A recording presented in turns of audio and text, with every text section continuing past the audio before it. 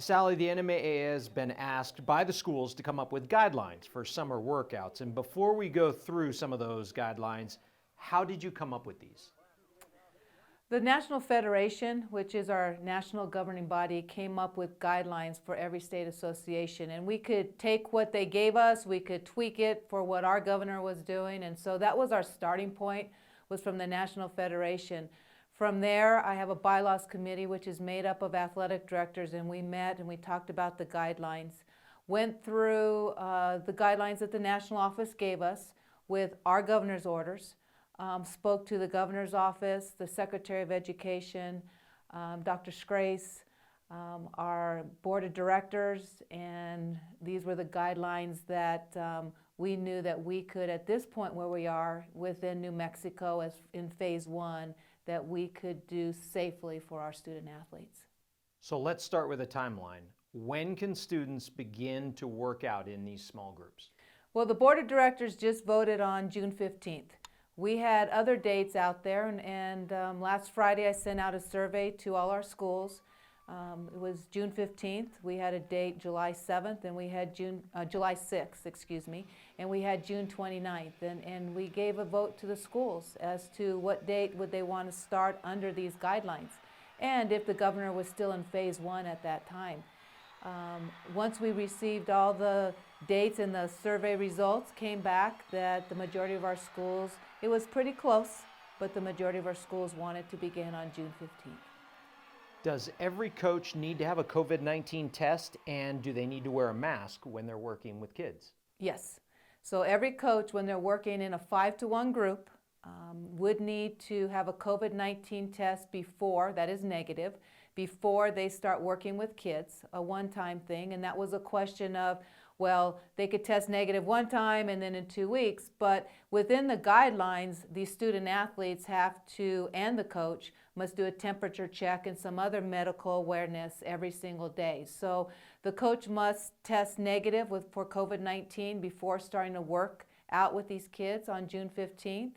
And then they also must wear multi-layered masks in order to work with the kids. Now, the kids do not have to wear the mask as they're working out. As in the governor's orders, exercise, you do not have to wear a mask to exercise. So the kids should be prepared to wear a mask to the facility. As they exercise, they do not have to. And then when they're leaving the facility, because they are in a public environment and under the governor's orders, they should have a mask on. You touched on it a little bit, but what does each student athlete need to do before they can go work out?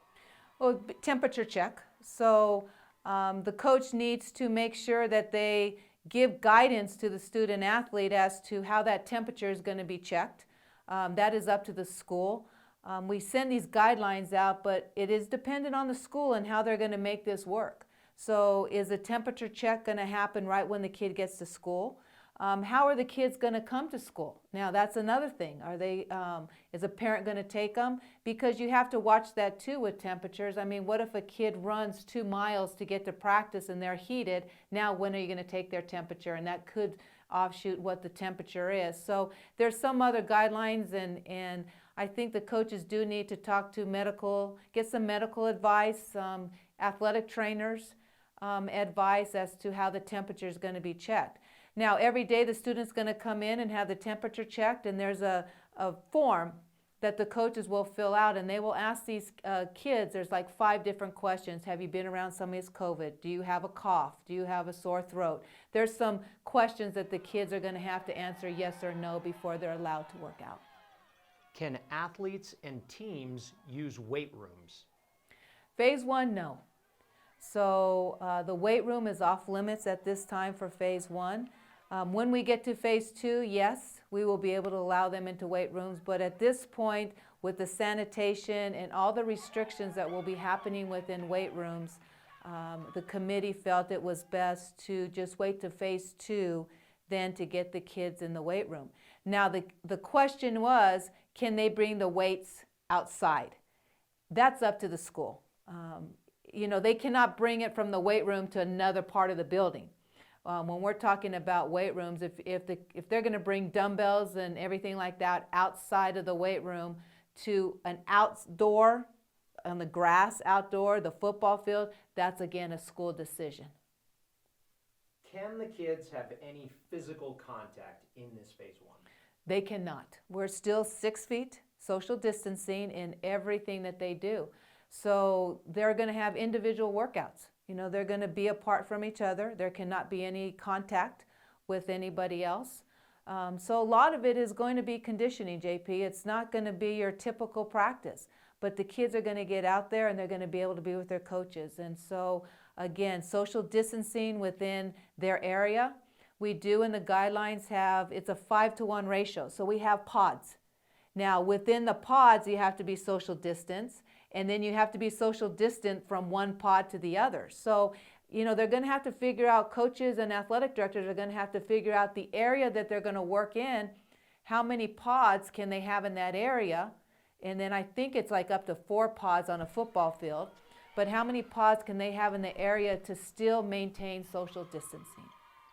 How long, with phase one of these guidelines, how long do you think that will last? That's the question we do not know. And that's going to come from the governor's office. You know, when the governor goes to phase 2 and we're beyond the 5-to-1 ratio, then we will give out the orders for phase 2 to our athletic directors. The guidelines that are posted online at this time do not have phase 2. Now we do have phase 2 for weight rooms so that the coaches can see, yes, we are going to move from phase 1 to the weight room in phase 2. We wanted to make sure they saw where that was going to happen. But as far as the other guidelines with phase 2, we will get those out. Once the governor starts moving towards phase 2, we will make sure we get those out to the coaches and the athletic directors. These are listed as guidelines, but what happens when a program or a coach or a school doesn't follow these guidelines in phase 1? Well, they're guidelines. Now, can the school be stricter? Correct. Yes, they can. So in other words, we say June 15th. Does a school have to start on June 15th? No. They could start in July. They can start any time after June 15th. And I do firmly believe a lot of our schools are going to start after June 15th. They're not going to start right on that date because there's a lot of preparation that needs to take place.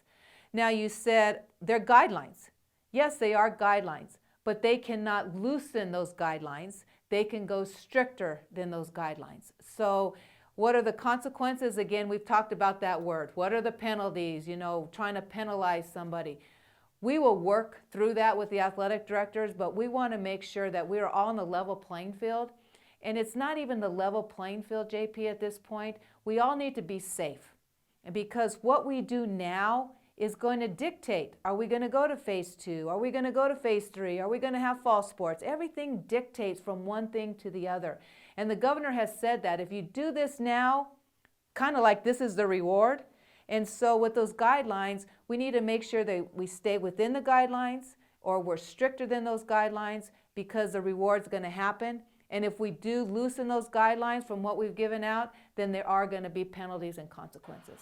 What about physicals? Will every student athlete need a physical to participate in athletics and these summer workouts? Well, that was just voted on today. And the board of directors voted that a physical for the 2019-20 school year can be used for 2021.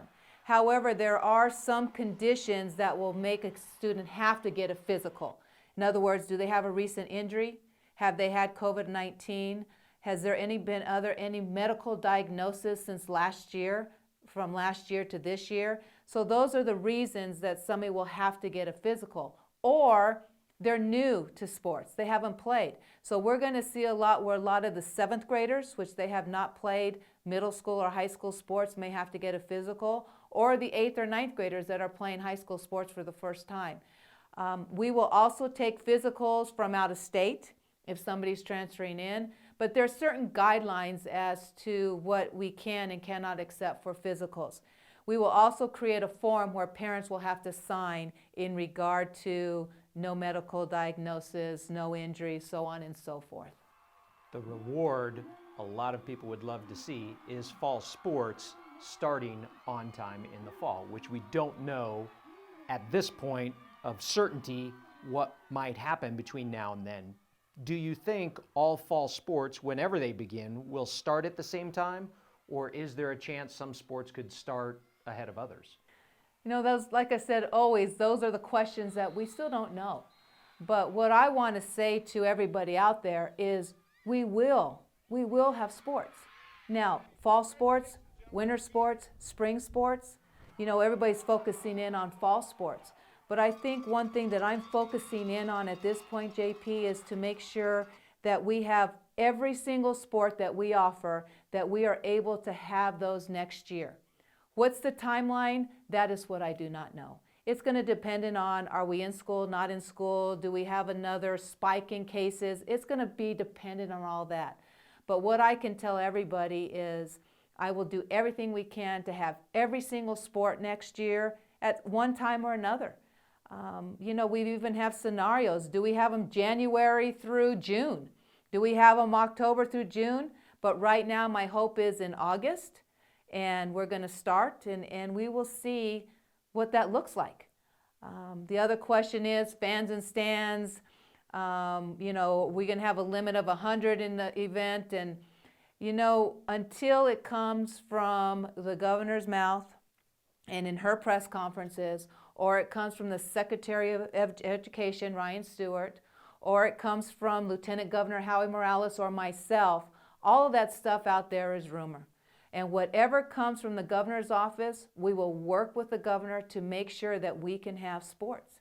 And we're not only talking sports. Yesterday I met with band. I met with the music, the arts. There is so much more to this than just sports. It is having art education and ceramics and choir and band and marching band and concert band and show choir and, we can go on and on about the arts as well. And so there's more to it than sports. I know we focus in so much on the sports, but for those activity worlds, I am working with the activity people as well to make sure we have those activities for the kids as well. Again, social, mental, emotional well-being for students.